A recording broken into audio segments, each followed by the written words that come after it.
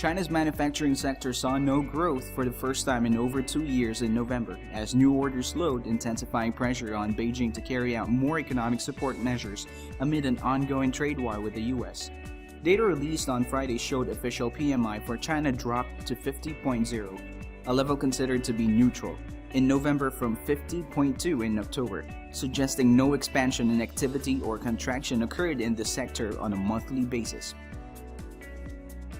Oil prices rose more than 5% on Monday after the 90-day trade truce between the US and China fueled demand for riskier assets, just days before the OPEC meeting, which is expected to result in an output cut. US WTI crude futures climbed as much as 5.7% to a high of $53.84 per barrel before easing to $53.10, while Brent crude oil futures advanced 4% to $61.80 per barrel, having gained 5.3% to $62.59 earlier in the session.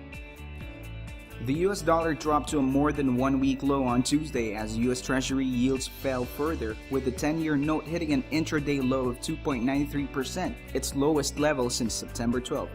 The US dollar index shed 0.6% against a basket of 6 major peers to $96.38, marking its weakest since November 23.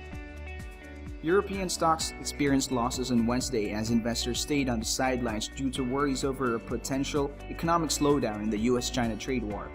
The Pan-European Stock 600 fell 1.2% at the open, hitting its weakest since November 23, while national indices including the DAX, CAC 40, and the FTSE 100 declined 0.8% or more.